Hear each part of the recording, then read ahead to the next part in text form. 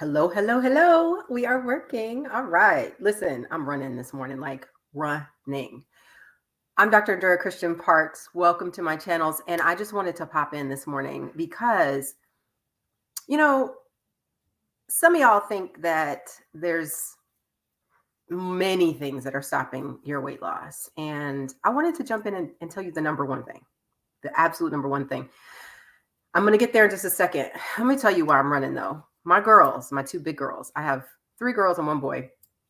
And my two big girls, who are almost 14 and 16, are performing today in two showings of The Wiz. Now, I don't know if y'all grew up in a household like I did, where The Wiz was the thing. Like, the Wizard of Oz was like, meh, it's just The Wizard of Oz.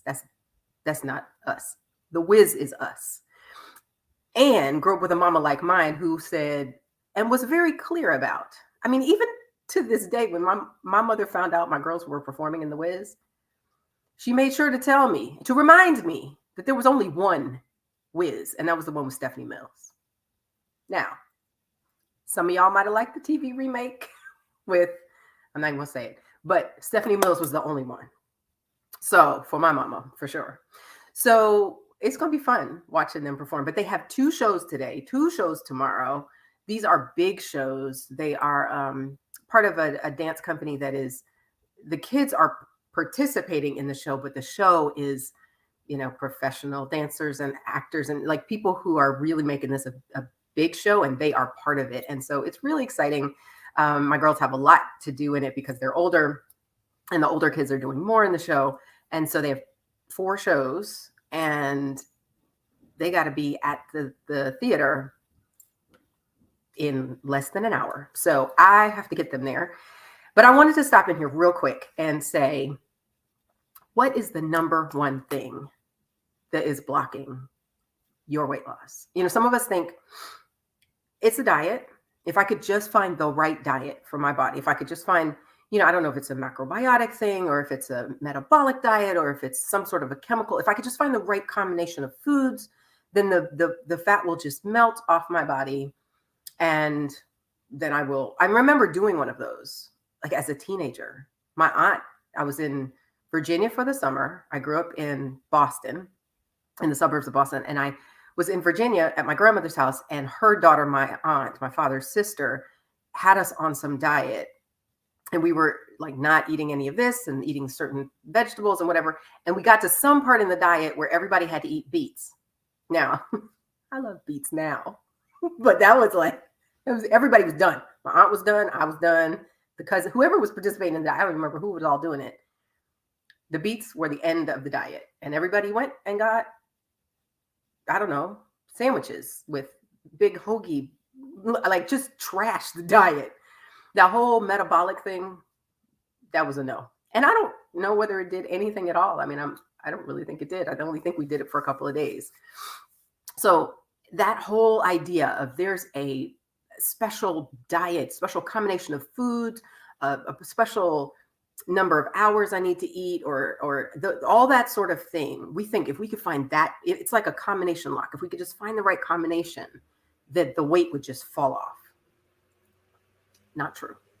It's not true. It's one of those things we want to be true, because that means when we find it, the whole thing will be easy, and it'll just be, boom, I solved my weight loss problem. Snap my fingers, weight falls off. Boom.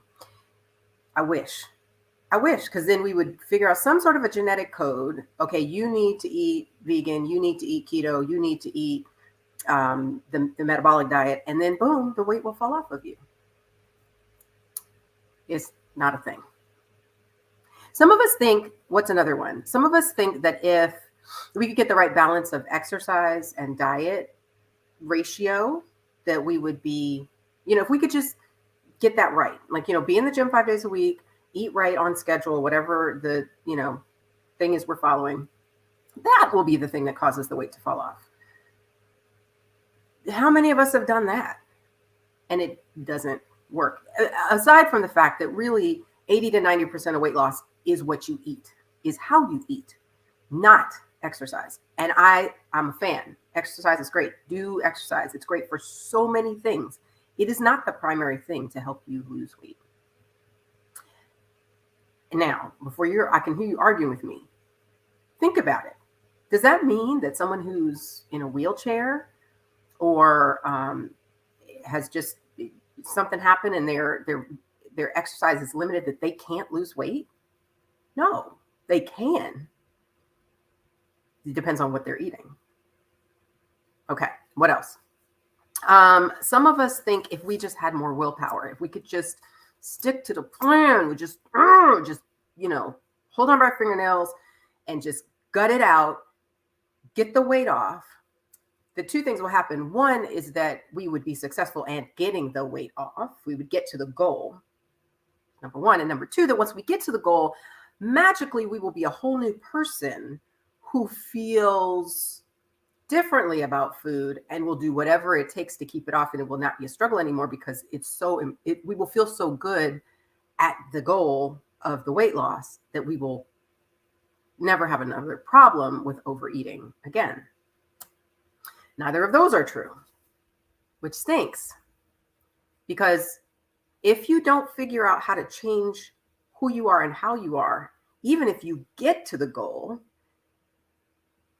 you're not ready to live in the new body and be happy there and stay there and to continue to do the things that got you there. Now, if you loved doing what you were doing that got you to your weight loss goal, you have a much better chance of actually successfully staying there. So that's the sucky part of that one. The good part about it is that you don't need willpower to lose the weight. You actually don't. Willpower is like a muscle. If you ever go to the gym and lift weights, there's only so much, depending on how much weight you've picked up, so many reps you can do before the muscle is so fatigued you can't do anymore. So when you fatigue a muscle, that's great. You're making it stronger.